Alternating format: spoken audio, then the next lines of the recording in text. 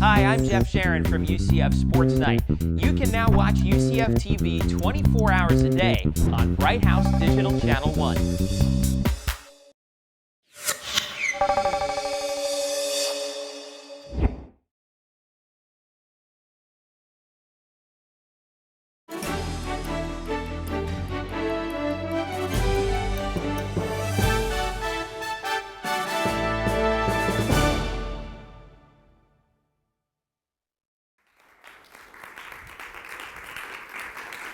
Thank you very much, Paul. Thanks very much for having me, and thanks very much for inviting me, Paolo. It's really good to be here and to get here. So, the title of my talk is Freud, Moses, and the Psychoanalysis of Exile. I start with an epigraph, which I'll come back to. The German is from the Freud, from Moses and Monotheism. Es ist bei der Entstellung eines Textes ähnlich wie bei einem Mord. Die Schwierigkeit liegt nicht in der Ausführung der Tat, sondern in der Beseitigung ihrer Spuren. That is, the disfiguration of a text is similar to a murder. The difficulty lies not in carrying out the deed, but in hiding its traces. A text of exile. I'll be speaking today about the text Freud published, this text that he published between 1934 and 1939 in parts, and then ultimately as Der Mann Moses und die monotheistische Religion, 3 Abhandlungen, or known as Moses and Monotheism in the English. It's a text multiply related to exile, specifically in terms of its origin, in the sense of its compositional context, its religio-historical theme, its view of itself as a text, and finally, the notion it engages of interpretive distance from the origin, which begins as a contingent and ends up as a necessary distance under the term Entstellung, or disfiguration, that was at stake in that passage. Again, I come back to that. So concerning the first of these, Freud writes during the fascist period, more precisely, writes this text during the fascist period, more precisely during the period when the Anschluss of Austria forces him into exile from Vienna, which itself already comprised a kind of exile for Freud, and this, of course, also prior to the rise of fascism. I mean, just insofar as being a Jew in Vienna was, workable for a while, but not without difficulty. So the last part of the text is concluded in England, where Freud's life and work will reach their conclusion. Further, the text's main theme or topic is precisely exile, most explicitly as the exile of the Israelites from Egypt, where they were already in exile under the leadership of Moses. The text wants to understand this event in psychoanalytic terms in order to shed light on the Jewish question within the context of a psychoanalytic account of the history of religion. And one of the things that results from Freud's attempt is a view of Judaism as a religion of exile, a kind of absolutization of exile. So what Freud needs to understand and explain is not just the exile from exile into an exilic wandering, that is the exodus from Egypt, but the sense in which Judaism proposes exile, notably from the pure one. Hegel says that Judaism place in cultural history is that it discovers das reine eine, the pure one. So exile from the pure one as a constant of the human condition. Because he deems this proposal significant, Freud advances in Anthropology and in Ethics of Exile a definition of the human as requiring the assumption of a certain homelessness, a certain distance from God or nature as the real. Concerning the third sense in which this is a text of exile, the text itself appears to Freud prior to its completion as in exile with respect to itself. To himself. He calls it, the text itself, he says, it's an unredeemed spirit, ein unerlöster Geist. That is, in Christian terms, which he uses with some irony here, the text has become a wandering Jew, or an ewiger Jude, as the German phrase has it. Even in its completion as a work that's doubled and divided within itself, das Werk, this work, opposes itself to him as independent, indeed as alien. Wie unabhängig, ja, wie fremd gegenüber, he says, toward himself. So the work ends up alienated from its own authorial home, as if in exile, wandering still even after its redemptive completion eternally finite or incomplete. Finally, Moses and Mendelssohn treats of exile in terms of Entstellung. I'm just elaborating on that first paragraph, the list of sentences in which it deals with exile. It treats of exile in terms of Entstellung, or disfiguration, or distortion, or defacement. Those are sort of three different translations of that term, which Freud at first explicitly thematizes as a certain exile of the text of exile, that is, the Old Testament itself, from its own self-sameness or truth. In other words, the Old Testament has been disfigured. It's a distorted picture of the story, he says. But he ends up presenting this allegorically as the ubiquity of exile from presence in representation. So I'll come back to that. I come back to that in greater detail below. So this section is called Typology and Anti-Semitism and in Orientalism.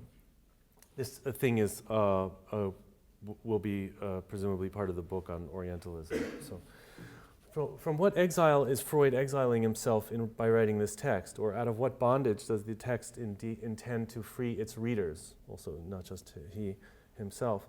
As he flees the realities of fascist Austria, I argue that Freud flees in the composition of this text also certain of the conceptual foundations of that Austria, evidently, the fundamental Judeo-Christian narrative, and especially the medieval typology or figural interpretation that underlies this narrative. While doing so, Freud flees the modern Orientalist narrative that developed as a displaced repetition of this typological scheme, especially since the 18th century and across the 19th. To restate this without recourse to the metaphor of exile, what Freud contests here is the traditional view of Judaism as dead letter, the merely anticipatory prefiguration of the overcoming of the pagan, with respect to which Christianity comprises the literal spiritual fulfillment. The passage from promise to realization goes, according to the tradition of figural interpretation, from the radical materiality of paganism to the split between a radically cerebral divinity and a radically material practice of the law, that is Judaism, to the unification of God and humanity, or universal and particular, in the concrete synthesis of spiritual and material under the predominant influence of the spiritual, that is Christianity. Modern Orientalism, as I must presuppose here, but demonstrate, thank you, demonstrate elsewhere at length. So modern Orientalism repeats this model, the three-step passage that I just sketched out, as a passage from an inassimilable or bad Orient, which late 19th century, early 20th century sort of crystallizes as the Semitic Orient and so on, especially in the German tradition, but not only there, to an entirely assimilable, a good Orient, namely the Aryan Orient, as it becomes, and then to the assimilation and realization of that origin by its development as Western. So, in other words, so that's how, sort of, in the wake of secularization, you get sort of this medieval figural interpretation structure transferred now from where it had applied to Jewish and Christian. Now it's East-West. It becomes the model for the East-West understanding, and that's in a way what I'm unfolding in the book on Orientalism. So we see this pattern in thinkers as otherwise diverse as Schlegel, Hegel, Goethe, Schopenhauer in the German tradition, but also in French and English writers like Gautier, Nerval, Byron, Shelley, and so on. And it's this typological model that Freud text unsettles and displaces in complex ways, as I'll try to show in the remainder of this presentation. So, destabilizing the identity of typological terms. In an initial approximation, we see that Freud's main gestures in the text on this text on the mass psychology of religious history disrupt and destabilize religio-cultural identity, and not simply the identity of those Freud regards as ethnically or religiously distinct from himself. For example, the text famously opens with the attempt to establish that Moses was an Egyptian, and actually there's a long tradition of thinking this way, and there's recent work beyond Osman that kind of unrolls that whole tradition and so on, but still, it's kind of a radical and a weird move that he stands up in the late 30s and says, oh, Moses is an Egyptian, and okay, the insists that monotheism is invented in Egypt.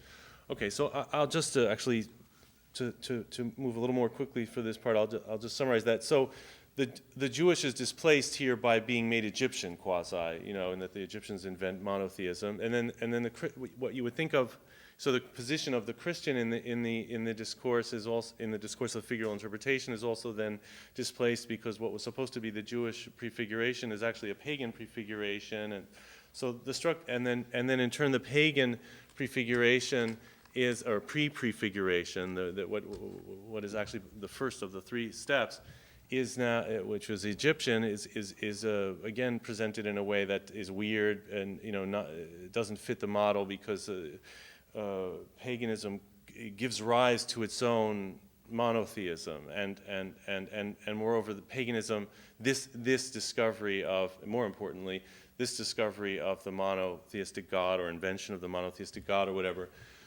goes back to the murder of the primal father, and so on. So that actually, which he says happens repeatedly, innumerably. So there is no pure moment of origination and of the monotheism, and so on. Okay, so in these ways, the terms of the typology are displaced. But this is, in a way, just the beginning of an understanding of what's going on here. So to see how it works more clearly, more precisely, we should reconsider the outlines of the primal horde theory, which some of you may be very familiar with and some of you less. So I'm just recapitulating that in this next section, called Grounding and Grunting, the Origin of Society of the Primal Horde. For Freud's account of the psychosocial origins of humanity, as he had laid it out in Totem and Taboo in 1912, and recalled again in Mass Psychology and the Analysis of the Ego in 21, Darwin's description of original humanity as primal horde forms the point of departure. At this stage of history, each small horde, that is the beginning of history, each small horde is led by an all-powerful and tyrannical father. This is the model. The strongest male, who exiles all other male rivals, including all of the sons, in order to possess all the women for himself. Subsequent to this initial organizational step, which constitutes the step of patriarchal despotism, the next step in the development of humanity involves the murder of the primal father by the combined force of the sons. After fighting each other for a while, once they've killed the father, to determine who will be the new tyrant, the sons finally get smart and decide that it's better if no one has a jouissance monopoly. Each takes a little bit of jouissance, but renounces all the rest. They accept the lot of the grunt as the Grundlage of society, or the Grundlage of society, one would say, mispronouncing the word in English. The basis of society. Okay. I have to include a few silly puns.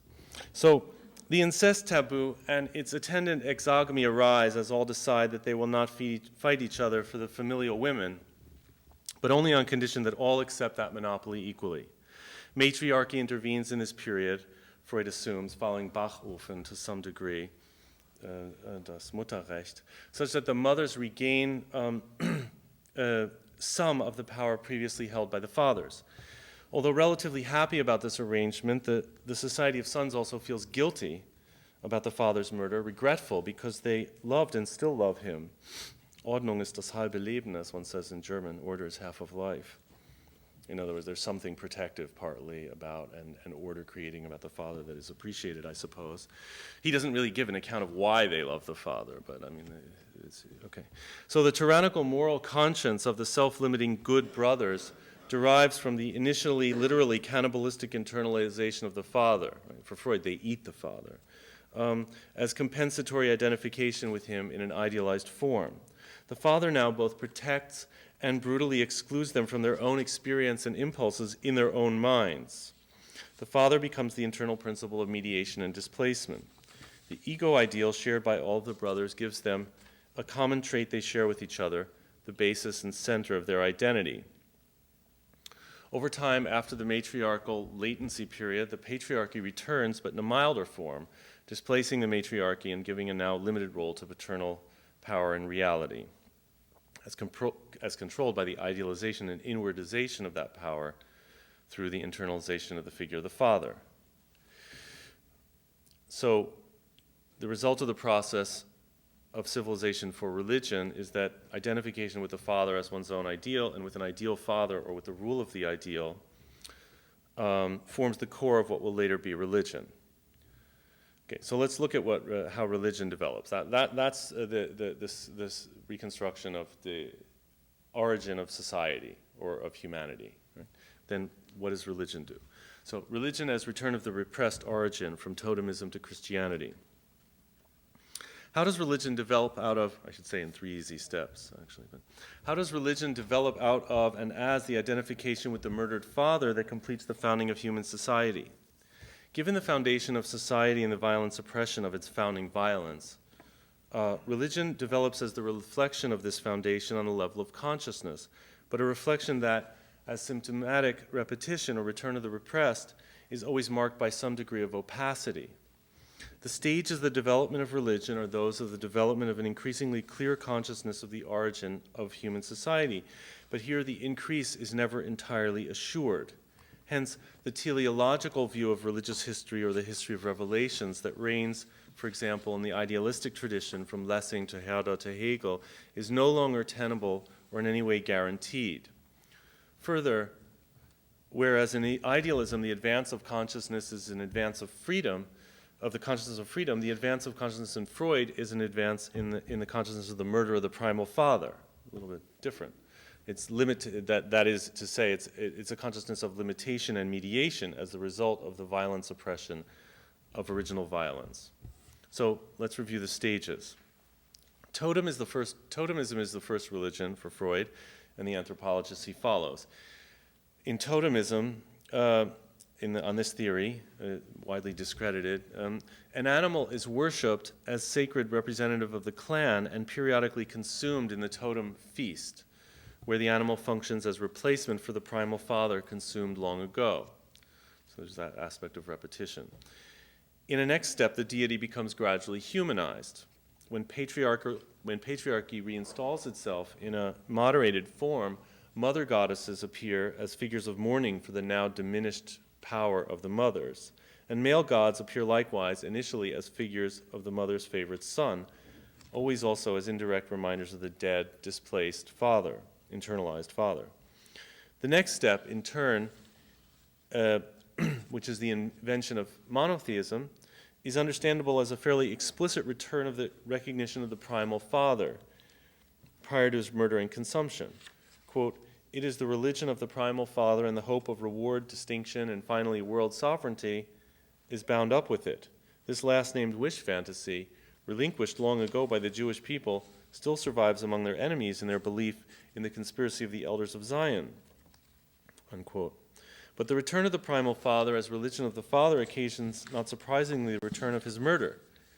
And so Moses is put to death by his rebellious people. Right? That's one of the other sort of bold hypotheses and so on, or reckless hypotheses, one might say. Freud advances here. Moses is murdered. He's building on the work of Ernst Céline and also Goethe, the speculations of Goethe there. Okay, so Moses is killed because nobody likes to be reminded of the primal father nor of the murder of the primal father. That's the idea. And there's evidence that he finds for this in the Bible in terms of the grumbling of the Israelites in the desert and so on. It's supposed to be a sort of a disfigured version of a presentation of what happened.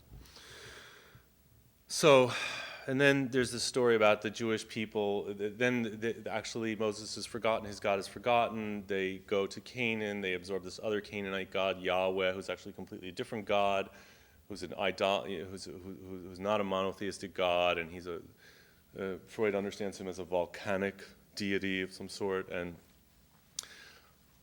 the story that Freud tells is that gradually Yahweh and the Aton god, the Egyptian god, which sounds like Adonai, get fused, and bit by bit Adonai kind of comes to dominate the picture of what that god is. So there's a return of the repressed Mosaic monotheistic God in the coming to dominance of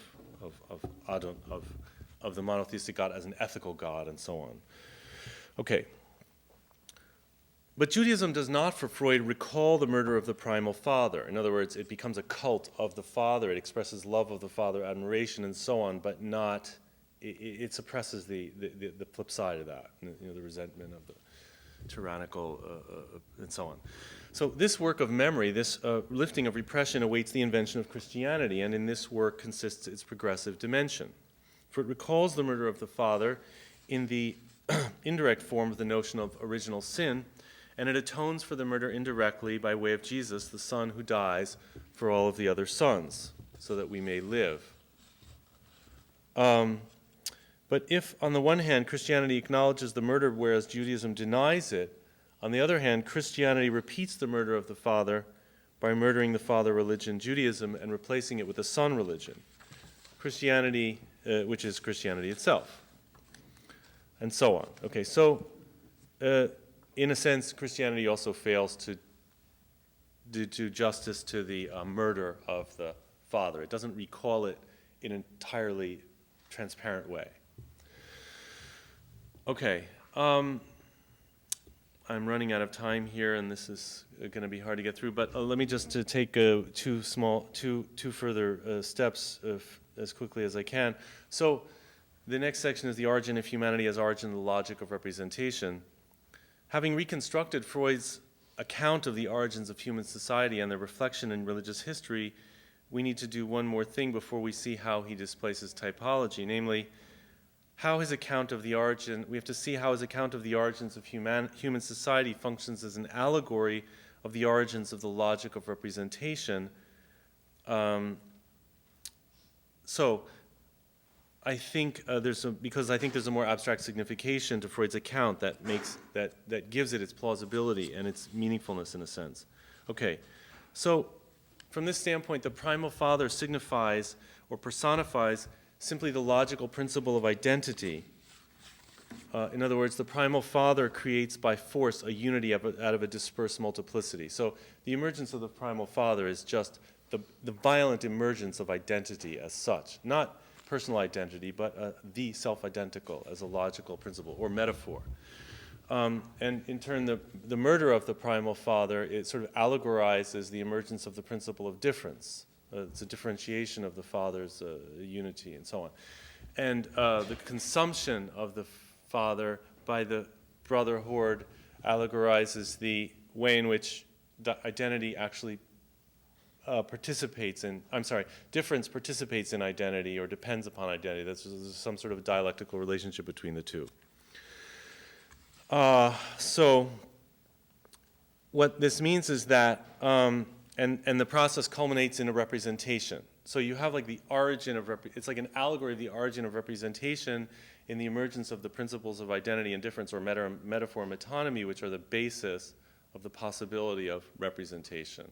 So that if one reads the text in that way, it becomes a little less wacky and sort of crazily speculative in historical terms, and makes a lot more sense as actually a description of the origin of humanity as the origin of language, the emergence of language, an allegorical description. So, so the history of religion then, from this standpoint, is a becoming conscious not just of the murder of the primal father, but a becoming conscious of the origin of language, which is not to say that one can now explain it or situate it historically exactly. It's just an account of the if you like, the transcendental conditions of language or something as identity and difference in their undecidability. Identity as primal father, again, and difference as brother horde. Okay. What does this mean for typology? This is just a little closing remark. So, even without the formalization, we can see that Freud replaces an interest in prefiguration and fulfillment as guiding concepts for an understanding of religio-cultural history and so on, with trauma and repetition of the trauma. So it's not that we have a prefiguration and we have a fulfillment. No, we have trauma and we have the return of the repressed, or the repetition of the trauma. Those are the concepts he's trying to work with in order to, understand, if you like, the same thing. So, so he lives in a world where there is no absolute fulfillment, evidently, because the fulfillment evidently endlessly anticipates itself. Also, there is no, in a certain sense, there is no longer a category of the pagan, because the pagan, what used to be the pagan, is now really prehistorical, which is to say, in Freud, in a certain sense, however pagan you get, you're already in the world of, or however primitive humanity gets, you're already in the world of repression, which is to say civilization, which is all we have in a way of revelation. Okay, because revelation is just reflecting on the origin of language. Okay, so he articulates this, to summarize, formalize in a formalizing way, he articulates this unmasterable structure of anticipatory trauma of identity and its ironic fulfillment as repetition in difference, on three levels. First, the primal father's self-positing violence anticipates his fulfillment in his murder, his negation, which repeats his violence in suppressing it. Because the father is really realized by being killed. Or as Lacan puts it, the only father is a dead father. I mean, if you like, this is a good way of understanding what that means in Lacan, So, second, the murder of the father, which establishes the self-identity of the brotherhood as a unity, anticipates its self-differentiation through the internalization of the father as conscience, which divides the subjects from themselves. Guilt fulfills the deed and repeats it as violence of the subject against him or herself qua autonomy, or what we know as autonomy. Third, the origin of society and representation, hence disfiguration, in the drama of the primal father, his murder, and his internalization, in other words, the origin of society and representation in this whole drama, anticipates the many religions that fulfill it as return of the repressed, always in an incomplete and violently erotic form. Okay, so those are three levels. On all those levels, this movement of trauma and repetition sort of displaces what the idea of anticipation and fulfillment. So, but to conclude, does Freud envision no telos or hierarchy of values? In other words, no fulfillment. Is there no passage from the symptomatic return of the repressed to sublimation, which is, after all, supposed to be something other than just symptom formation? Okay. So if not, how are we to make sense of Freud's parti pris for the progress in spirituality, as he calls it, the Fortschritt in der Geistigkeit, that he sees in monotheism, however ambivalently and cautiously he may outline this progress? In the recognition and assumption of one's responsibility for the murder of the primal father, as he calls it, that is the acknowledgement, in this allegorical reading, the acknowledgement of one's necessary implication in a language of disfiguration, an unmasterable interplay of identity and difference that prevents the immediate access to the real or God, still discussed in Kant as the most real being, or das allerrealste Wesen, Freud does see something like the entirely unassured telos of a potentially endless striving. In other words, he is in a way saying, you should assume responsibility for having killed the primal father, which means ultimately just you should assume somehow responsibility for the inadequacy of language or the impossibility of language to represent what is. You should sort of assume whatever that means, to take responsibility for that. So, and if he reads Judaism as tending in this direction, as a culture of exile from the real, he also exiles himself from this identitarian or culturally nationalist attempt in various ways in the text, pointing out the limitations of Judaism, pointing out that, in a certain sense, totemism is really already doing what Judaism thinks it's doing, and so on. Because he understands, he exiles himself from this identitarian attempt, because he understands that the assumption of responsibility begins with the first and every imposition of any ordering sense, and analysis interminable never ends. So that's what I had to say.